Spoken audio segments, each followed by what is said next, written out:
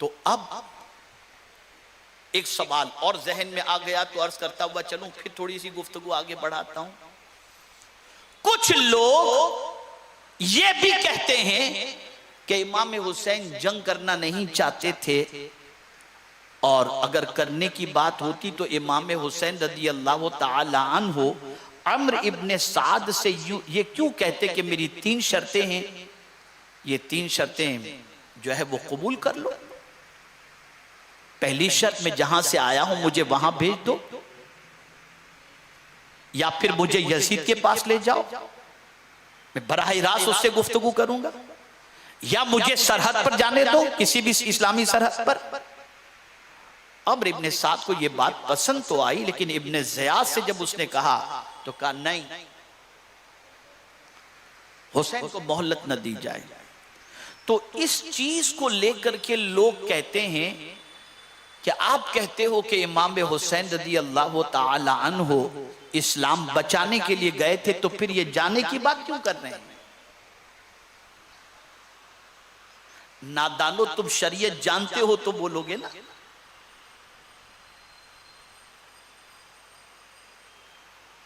वजह सबसे बड़ी ये थी कि ताजदारे करबला की निगाहों के सामने कत्ल के सिलसिले में शरीयत का मसला और कुरान का मसला मौजूद था। 3 वजह से किसी कलेमा पढ़ने वाले को कत्ल किया जा सकता है। 3 वजह से। अगर कलेमा पढ़ने वाला मुर्तद हो जाए तो वाजिबुल कत्ल है।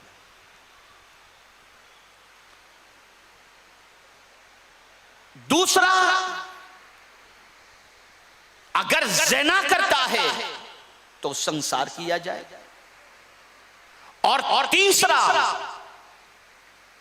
कि सास के अंदर किसी का कत्ल किया जाए, यानी किसी ने मारा तो उसके जवाब में। ये 3 शर्त। इमाम हुसैन ने देखा कि ये तीनों मामलात इनके साथ नहीं है, तो आपने चाहा कि ये जंग इनके सामने ये तीनों बातें इत्माम हुज्जत के तौर पर रख दी जाएं कि भाई मैं जानना चाहता हूं, इसलिए कि शरीयत का जो मसला है उसको पेश नजर रखते हुए। लेकिन इमाम जानते थे, अरे इमाम की बात छोड़ो यार, जिस नबी का कलेमा पढ़ते वो नबी जानते थे कि करबला में हुसैन शहीद होंगे। तो हम और आप जब जिस रसूल को गैबदा नबी मानते हैं, उस रसूल ने विलादत के साथ ही इमाम हुसैन की शहादत की इत्तला दे दी थी, तो क्या इमाम हुसैन नहीं जानते थे कि करबला में मैं शहीद हो जाऊंगा? लेकिन चूंकि शरीयत की हिफाजत और शरीयत की पासदारी के हवाले से जो कुछ भी पॉसिबल था इमाम हुसैन ने वो करके पेश किया। तो आपने इसलिए ये कंडीशन रखी, लेकिन जानते थे कि वो नहीं मानेंगे, जानते थे। लेकिन उम्मत को बताना मकसूद था कि ऐ नबी के उम्मतियों, यूं किसी से भिड़ने के लिए तैयार न हो जाना, ये सारी कंडीशन पहले सामने रखना, इन सारी चीजों को निगाहों के सामने रखना। जब इब्ने ज़ियाद की तरफ से ये बात आई, हम रे की हुकूमत से मैं तुम्हें दस्तबरदार कर दूंगा, अगर चाहिए तो फिर हुसैन को वक्त मत दो, मेरी बैत के लिए उन्हें तैयार करो, मेरे हाथ पर यजीद की बैत ले ले, वरना उनको कत्ल कर दो। जब ये बात इमाम हुसैन तक पहुंची, तब इमाम हुसैन ने कहा अगर करनी होती तो मदीने ही में कर लेता, नाना का शहर क्यों छोड़ता? नहीं करनी, इसीलिए तो मैंने सफर किया है। सब कुछ हो सकता है, नापाक के हाथ में पाक हाथ कभी जा नहीं सकता। ये इमाम का मामला।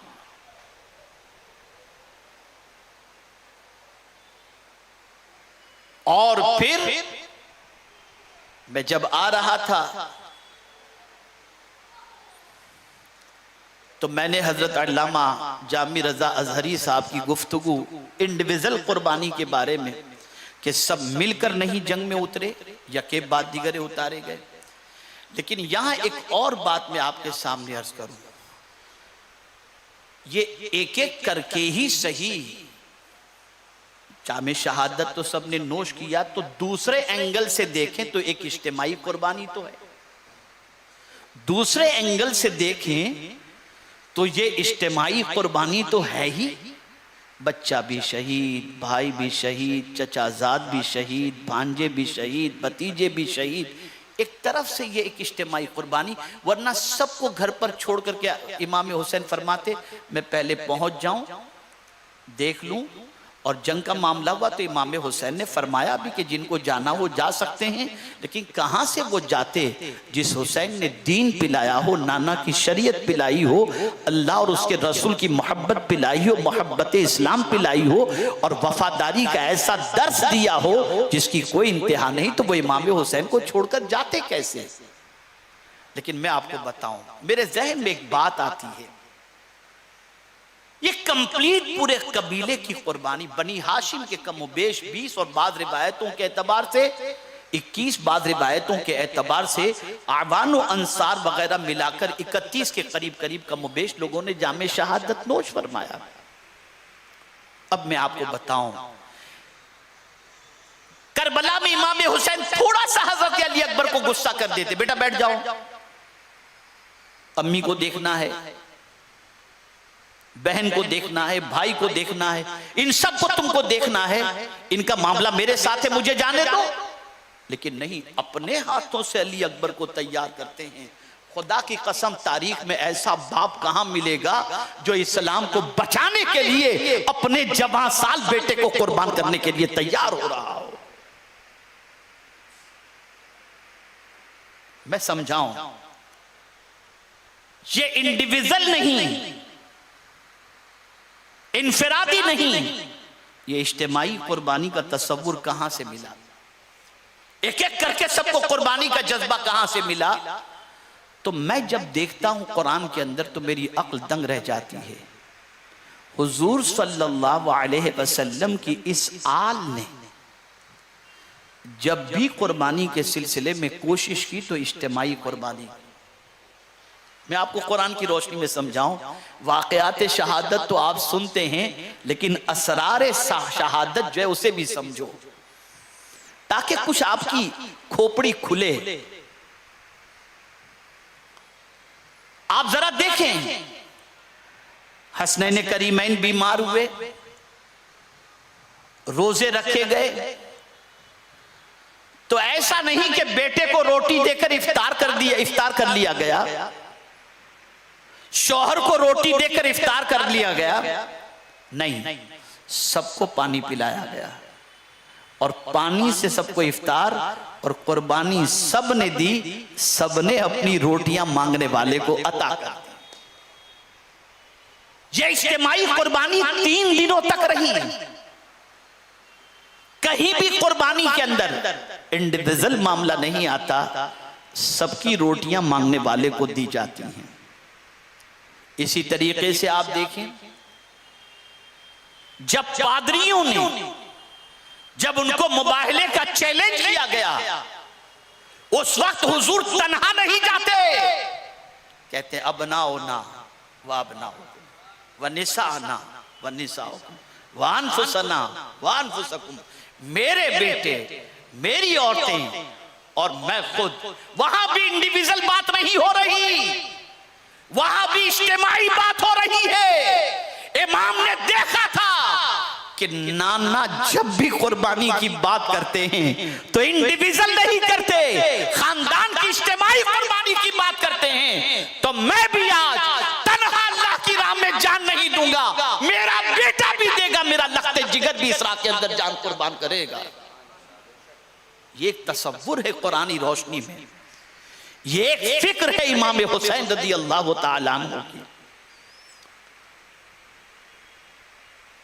सर में दर्द हो तो 2 महीनों तक हमारी शिकायतें खत्म नहीं होती, लेकिन करबला के मैदान के अंदर 6 महीने के बच्चे की शहादत पर शिकवे का एक लफ्ज इमाम हुसैन की या खानदान अहले बैत से की ज़बान से निकला हो तो कोई भी मुहर्रिख मुझे साबित करके बता दे कि किसी ने आह किया हो, आहो फेगा किया हो, मातम किया हो, या अल्लाह की बारगाह में शिकवा किया हो। नहीं, अब इतनी सी बात समझ लेने के बाद नतीजे की तरफ आता हूं। सुन लो और अच्छी तरीके से सुन लो। यूट्यूबर के पीछे भागने वालों, जाहिलों की गुफ्तगू सुनने वालों, सहाबा की शान में गुस्ताखी करने वालों की गुफ्तगू सुनने वालों, कान खोल करके सुन लो। अब कयामत तक का बड़ा फितना सिर्फ यही नहीं कि खुले हुए काफिर हैं, अब तुम्हारी सफों के अंदर कलेमा पढ़ने वाले आएंगे, हाथ में कुरान लेकर आने वाले आएंगे, तुम्हें हदीस सुनाने वाले आएंगे, नमाज पढ़ने वाले आएंगे, चिल्ले लगाने वाले आएंगे, सब तुम्हारे पास जब आप आएंगे तो कलेमे के साथ आएंगे जैसे हुसैन के सामने आए थे। इमाम हुसैन ने बता दिया कि सुन लो, जब कभी ऐसी कैफियत आ जाए तो देखना यजीद को सच्चाई पर कौन कह रहा है और हुसैन को सच्चाई पर कौन कह रहा है। जो हुसैन को सच्चा माने वो नजात पाने वालों में से है, और जो यजीद को सच्चा माने उसका हश्र यजीद के साथ होने वाला है। ये एक आइडेंटिटी हो गई और मैं फितने से बाखबर कर रहा हूं। अब हमारे दरमियान इस्लाम को लूटने वाले हमारे बहुत सारे गरीब भाई सुन्नी सहीहुल अकीदा जब गुस्ताखे रसूलों के इदारे को देखते हैं, गुस्ताखे रसूलों के पास मालो जर की फरावानी देखते हैं, तो कहते हैं वो अगर हक पर नहीं होते तो इतना सुकून से कैसे जीते। तो मैं आपसे कहूंगा उस वक्त आपको जब ये ख्याल आए ना तो जरा इमाम हुसैन को देख लेना। माल कहां था, सच्चाई कहां थी? सच्चाई इमाम हुसैन के पास थी, हक इमाम हुसैन के साथ था। और अगर ये बात समझ में नहीं आती तो एक शेर इमाम ज़ैनुल आबिदीन का पेश कर देता हूं जिससे आप ये महसूस कर सकें कि अगर हम ताजदारे करबला को और इमाम इश्क मोहब्बत को मानते हैं, जो उनके मिशन को लेकर के चलते हैं, तो वो यूं ही नहीं मानते। हम इसलिए मानते हैं जो अकीदा हुसैन का था वही अकीदा बरेली के ताजदार का था, जो अकीदा हजरत इमाम ज़ैनुल आबिदीन का था वही अकीदा इमाम इश्क मोहब्बत का था। मिसाल के तौर पर मैं अर्ज करूं, अगर हम यहां से या नबी सलाम अलैह कहते हैं तो आज का बाज अपने आप को पढ़ा लिखा समझने वाला मौलवी ये कहता है दूर से या रसूल अल्लाह कहना माअदल्लाह शिर्क है। मैं कहता हूं देवबंद से इस्लाम नहीं फैला, करबला से इस्लाम फैला है। जब इमाम हुसैन शहीद हुए तो उनके लख्ते जिगर हजरत इमाम ज़ैनुल आबिदीन, जिनकी वजह से दुनिया में आज सादाते किराम मौजूद हैं, अल्लाह अकबर, वो क्या कहते हैं तो उनका शेर है, करबला से कहते हैं या रहमतल लिल आलमीन अदरिक ले ज़ैनिल आबिदीन। आप सोचो इमाम हुसैन के लख्ते जिगर ने बता दिया अगर दूर से या रसूल अल्लाह कहना शिर्क होता तो जिसके बाबा जान ने इस्लाम के लिए सब कुछ लुटा दिया उसका बेटा कभी करबला से या रहमतल लिल आलमीन न कहता। अब कहीं अगर ये शिर्क पाया जाए तो समझ लेना ये किसी और से कनेक्शन नहीं है, यजीद से कनेक्शन है, यजीद से कनेक्शन।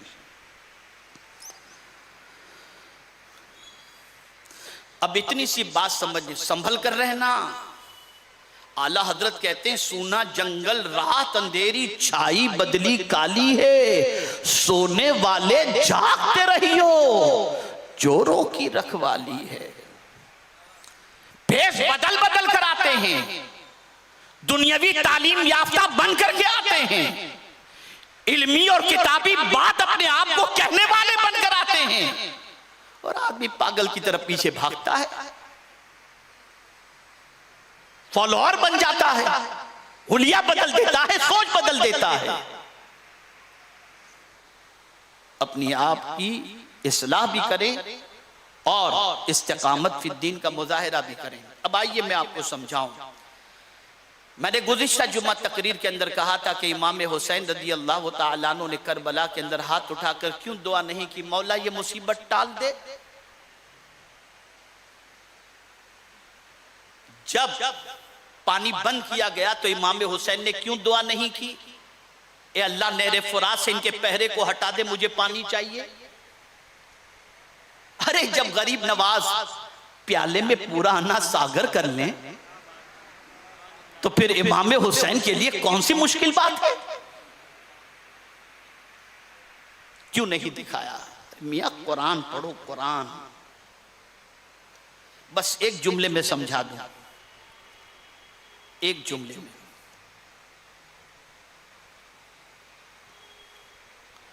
मर्तबा अल्लाह के नजदीक किसका क्या है अल्लाह बेहतर जानता है।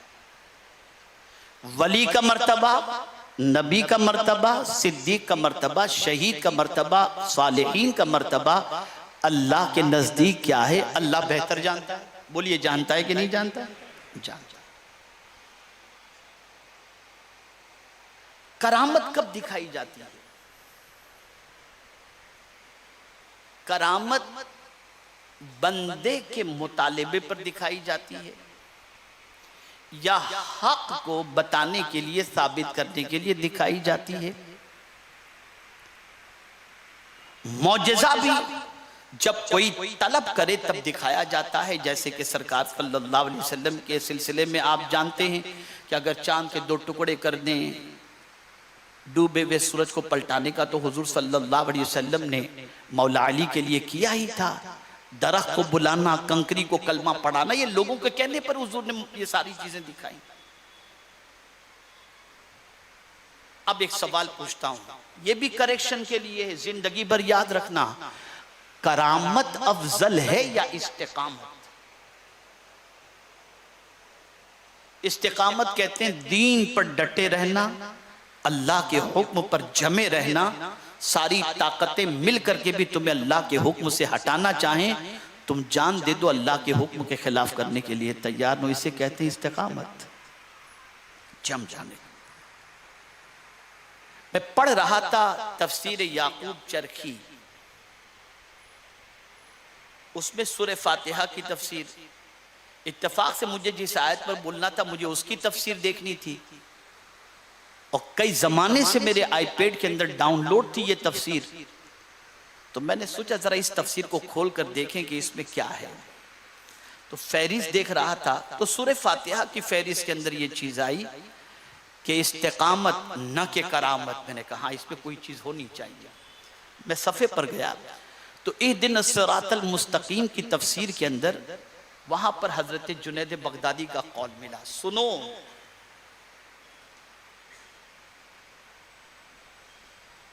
हजरत जुनैद बगदादी अलैहिर्रहमा फरमाते हैं इस्तिकामत का तालिब खुदा है और करामत का तालिब बंदा है।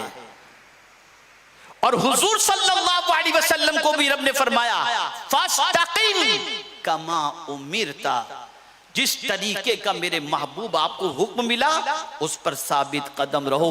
तो करबला में वहां करामत दिखाने का वक्त नहीं था, जो कुछ 2-4 करामतें सुदूर हुई वो उस मुकाबले में हुई, लेकिन वहां दिखाना यह था कि यजीद चाहता था कुरान के खिलाफ यजीद की बैत को इमाम हुसैन कबूल कर लें, और इमाम हुसैन के सामने कुरान की आयत थी वला तरकनु इलल लदीना ज़लमू फतमस्सकुमुन नार, जालिम के सामने झुकना नहीं वरना तुम्हें आग छुएगी। इमाम हुसैन ने आज़म कर लिया, अरे 22,000 क्या 22 करोड़ का लश्कर भी लेकर के आ जाओ, हुसैन को कुरान के खिलाफ तुम नहीं चला सकते। हुसैन जान तो दे सकता है, अल्लाह के फरमान के खिलाफ अमल नहीं कर सकता है।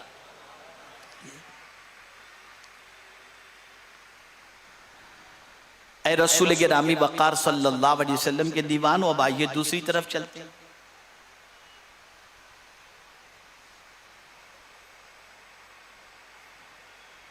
इमाम हुसैन ने दुआ क्यों नहीं की? इसको मैं मेराज की हदीस से समझाऊं। एक मरतबा दुरूद शरीफ पढ़ ले। अल्लाहुम्मा सल्ली अला सय्यिदिना व मौलाना मुहम्मद मादिनिल जूद वल करम व आलिहि व अस्हाबिहि व बारिक वसल्लम। मेराज की हदीस शरीफ से समझाऊं। हजरत इब्राहिम अलैहिस्सलाम 7वें आसमान पर, हजरत मूसा अलैहिस्सलाम 6ठे आसमान पर। जब हुजूर मेराज से उतरे, हजरत इब्राहिम अलैहिस्सलाम से मुलाकात हुई। उन्होंने पूछा, रब ने आपकी उम्मत के लिए क्या दिया? फरमाया 50 वक्त की नमाज। तो हजरत इब्राहिम अलैहिस्सलाम ने कहा कि आपकी उम्मत को मेरा सलाम पेश कर दीजिएगा। नमाज कम करने की बात नहीं की, नमाज कम करने की बात नहीं की। हजरत मूसा अलैहिस्सलाम से जब मुलाकात हुई, तो जब उन्होंने पूछा और हुजूर ने जवाब दिया, तो उन्होंने कहा कम कराइए, आपकी उम्मत इतनी नमाज नहीं पढ़ सके। या अल्लाह, हजरत इब्राहिम ने क्यों नहीं कहा? हजरत इब्राहिम अलैहिस्सलाम ने क्यों नहीं कहा? तो यहां मैं बता दूं, खलील और कलीम में बड़ा फर्क होता है। जो खलील होता है उसकी अपनी कोई मर्जी नहीं होती, वो तो अपने रब की मर्जी पर राजी रहता है। इसलिए इब्राहिम अलैहिस्सलाम ने कम करने की बात नहीं की। अब आइए हजरत इमाम हुसैन को देखिए। अब जिस आयत की तिलावत का मैंने शर्फ हासिल किया, मेरा ख्याल है शायद गुफ्तगू लंबी हो रही है, बहुत लंबी। को एक मतलब दुरूद शरीफ पढ़ लें। आप लोग बेदार हैं या बेजार हैं? जवाब जैसा चाहिए वैसा नहीं आ रहा है। सुनना चाहते हैं या खत्म कर दूं? सुनना चाहते। मैं बहुत जमाने के बाद इतनी लंबी गुफ्तगू कर रहा हूं। अल्लाह अज़्ज़ व जल ताजदारे करबला के सदक़े में करवा रहा है। एक मतलब दुरूद शरीफ पढ़ ले। अल्लाहुम्मा सल्ली अला सय्यिदिना व मौलाना मुहम्मद मादनिल जूद वल करम व आलिहिल किराम व इब्निहिल करीम व बारिक व सल्लिम सलातम व सलामन अलैका या सय्यिदी या रसूल अल्लाह सल्लल्लाहु तआला अलैहि व सल्लम। सहाबा के बारे में कुरान ने क्या कहा? रदियल्लाहु अन्हुम व रदू अन्हु। अल्लाह उनसे राजी और वो अल्लाह से राजी।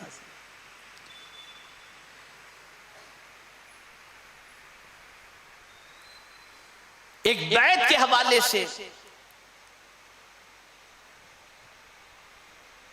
कुरान ने कहा, लक़द रदियल्लाहु अनिल मुमिनीन इज़ युबायिऊनका तहत शजरा। बेशक अल्लाह उन मोमिनीन से राजी हो गया जिन्होंने दरख्त के नीचे बैत की।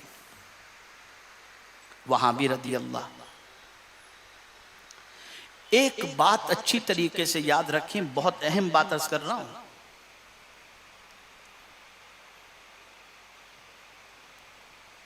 उस मर्तबे तक आप हम क्या, आज के जलील कद्र उलमा भी जल्दी से उस मर्तबे पर नहीं पहुंच सकते।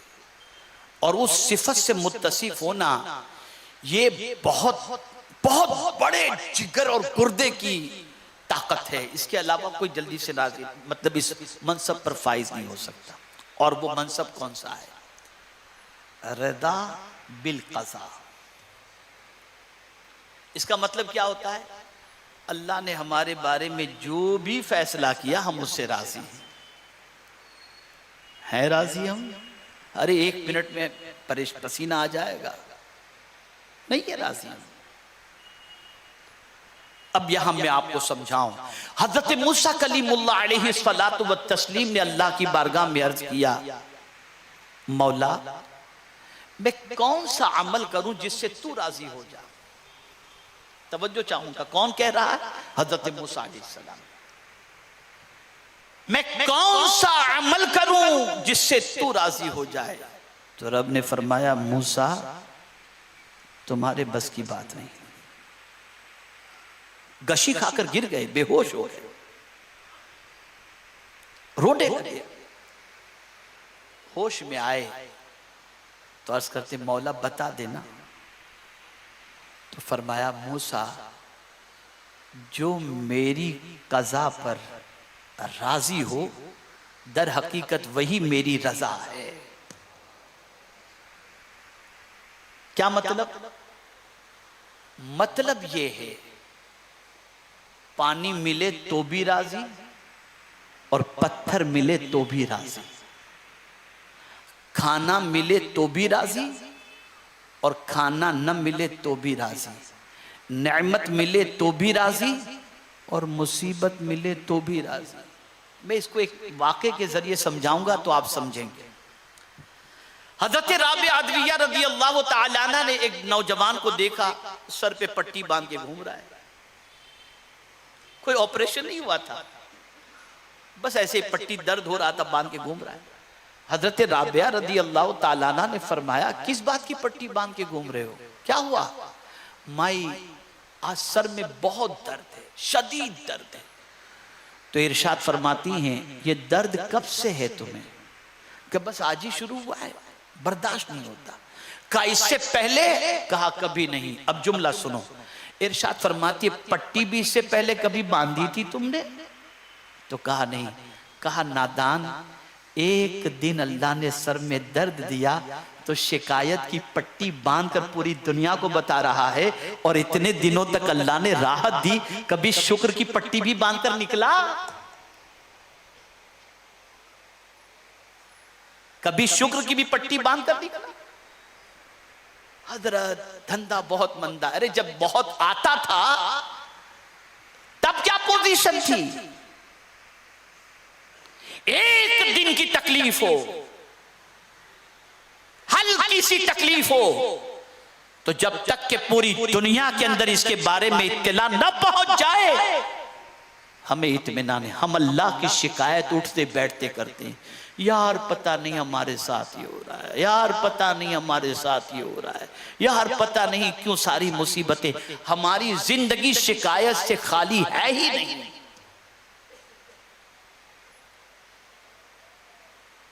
लेकिन जो बहुत ऊंचे दर्जे पर होते हैं, उनकी नजर किसी चीज पर नहीं होती। तवज्जो चाहूंगा, उनकी नजर किसी चीज पर नहीं होती, उनकी नजर हमेशा खुदा पर होती है।